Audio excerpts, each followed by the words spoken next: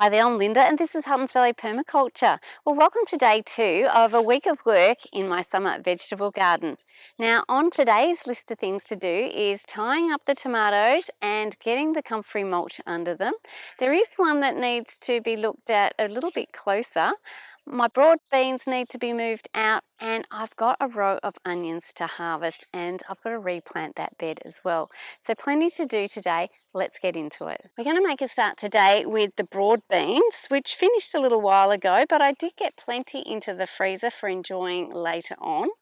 I will be saving seeds from some of these old pods that are still on, so that's what I'll do first up, is harvest the pods, then cut down all the branches. I need to recompost it before planting some corn.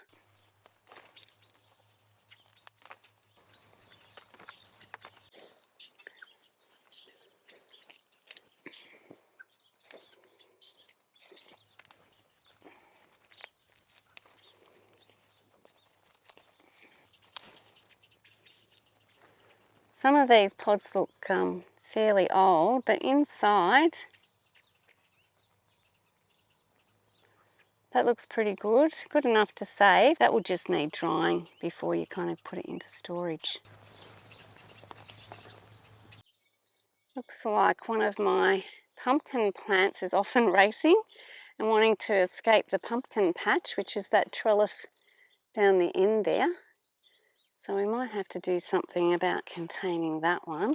There's a couple of fruit coming, but I think I'd like to leave it all down there. So I'm just going to nip that off before it gets too far.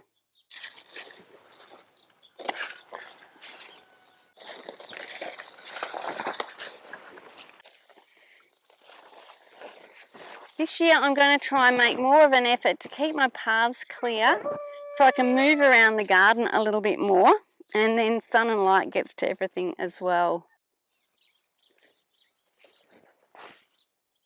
Now there's just a couple of other little pumpkin plants. I think it's the Jap pumpkin that's sneaking through here, so I'm going to keep that plant contained as well.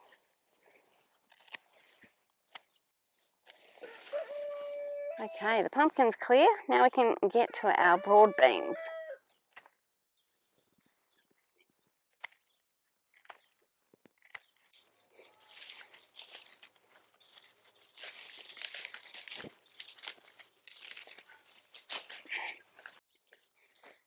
Oh, there's a couple. Always a good time to check that you've got all your beans as well.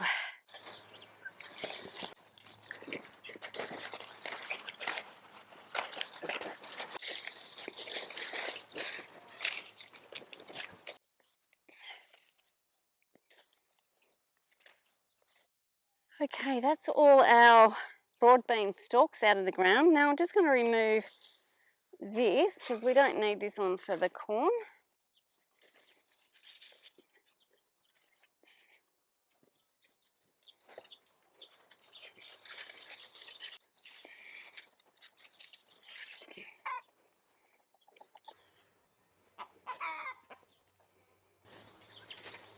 With all that structure out the way, I'm just going to now get in there and clear out all the plants that are growing.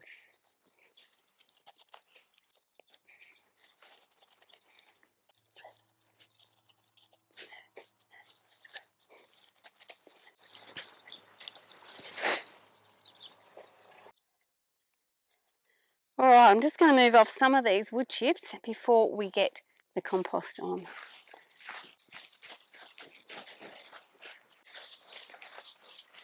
All the wood chips are clear, so now I can add my compost, and like yesterday with my cucumber bed, I'm adding first some mushroom compost that I bought in, and then on top of that a bucket of my homemade compost.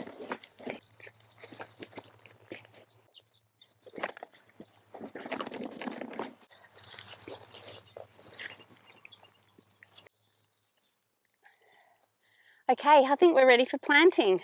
Now what I've got to plant today is some painted mountain corn. Now I've been soaking these kernels overnight, sort of at least 12 hours, and that just helps them germinate quicker. And what I've read is that it creates a healthier plant. Whether that's true or not, I'm not sure, but I thought it was worth a try.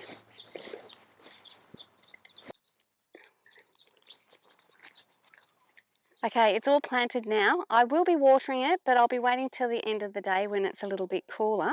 But right now, we're going to head over to the onion bed.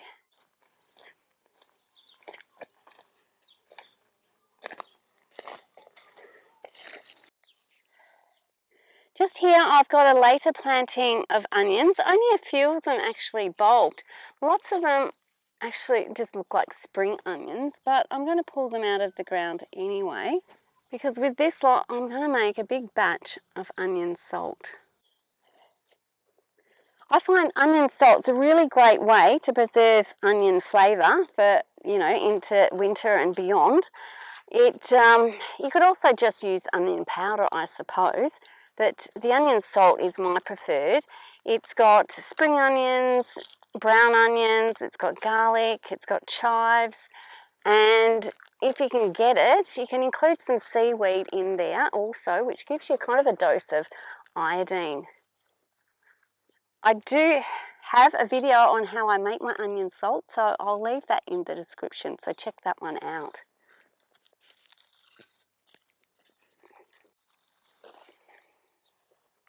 Definitely look more like spring onions than normal onions. They just didn't kind of get the bulbing up done. Oh well, lots of onion salt.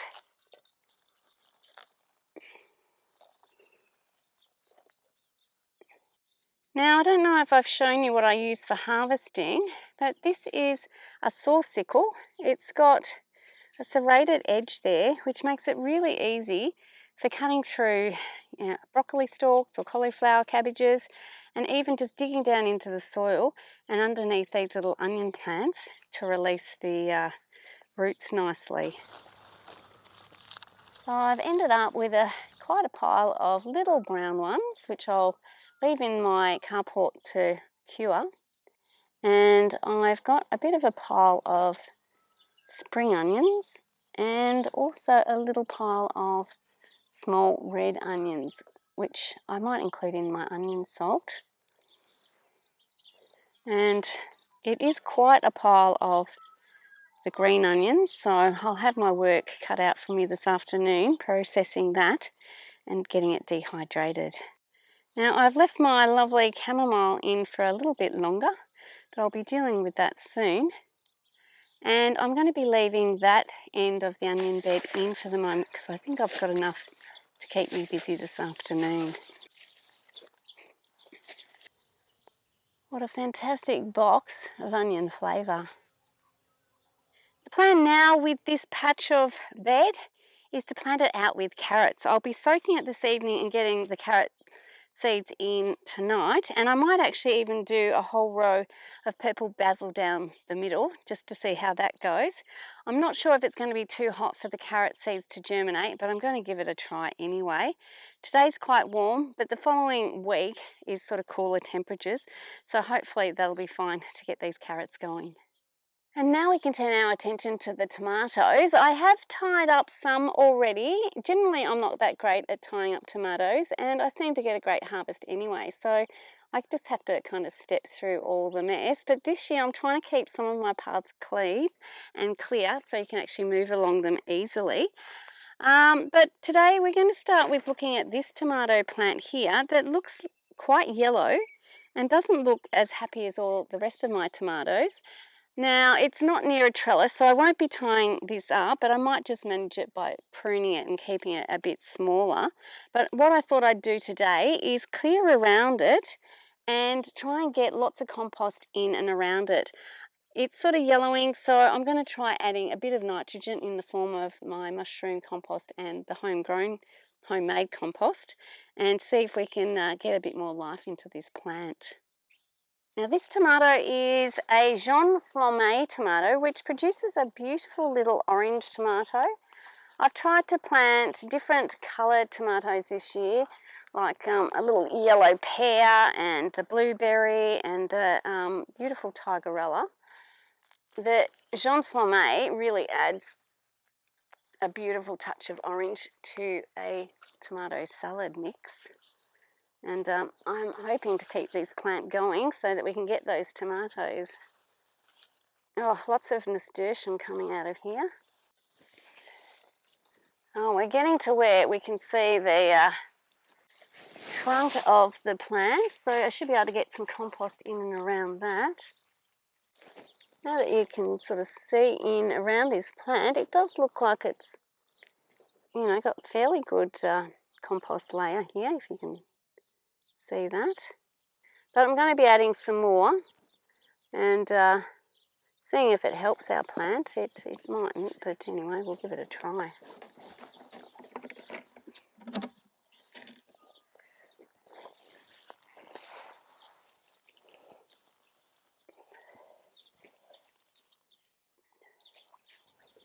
That's quite a pile of compost I put in there, but it should actually, if it remains this high and doesn't settle too much, it should create more roots for the plants to access more nutrients and water.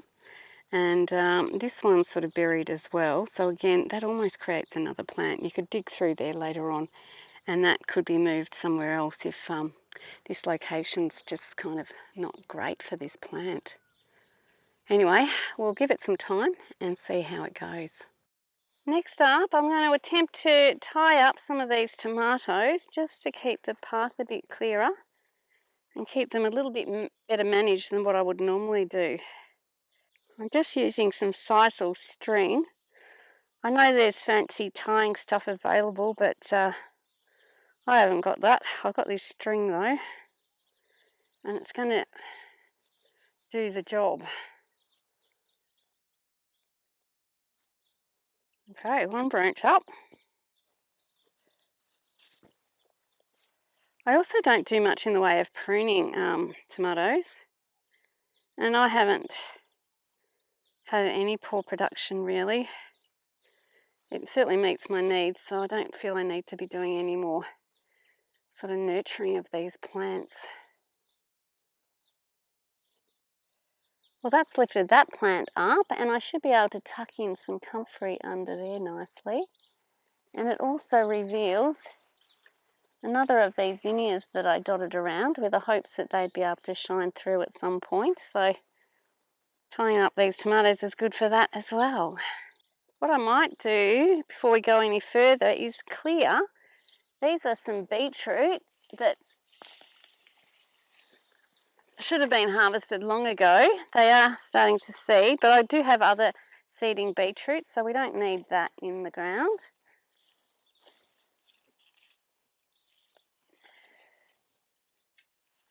And that's a little baby beetroot that we could have. And that one doesn't look too bad either.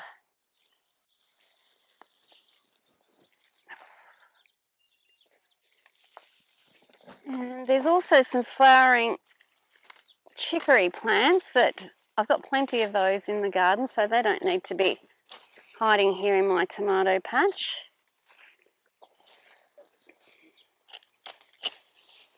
But this lot I'll throw to the chickens.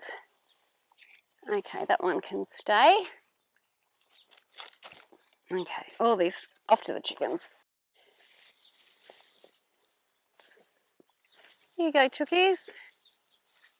Here we go. Chook, chook, chook.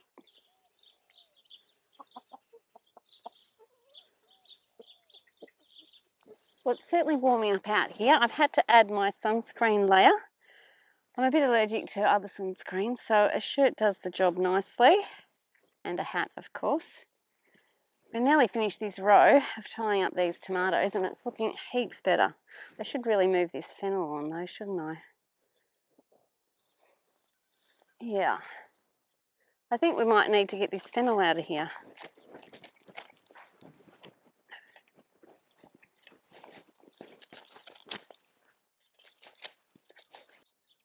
That opens that little corner up a whole lot more.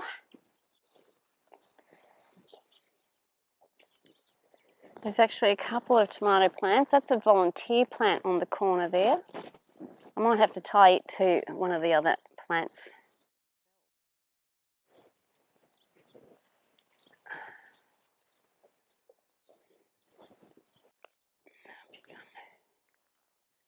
Up you come. Let's just tie you to another plant.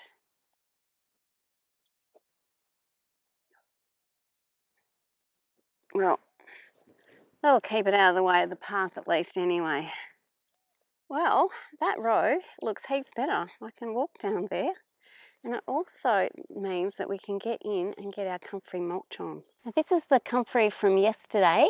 You can see it's already starting to brown off and deteriorate. It does do that quite quickly. But now that it's wilted quite a bit, it'll be much easier to move that onto the garden beds.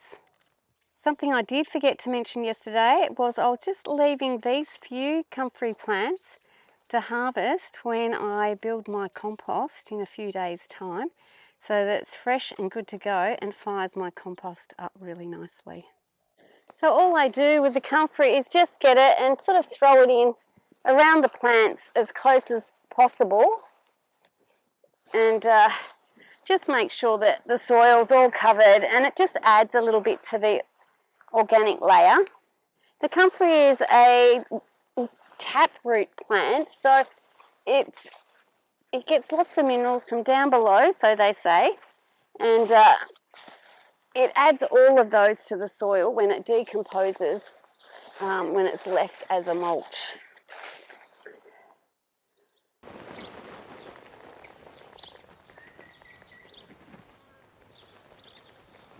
Well, that's day 2 in the veggie garden all done.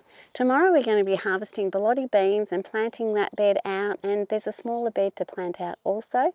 And we've got some potato and parsnip plants that need a little managing. So please join me for that.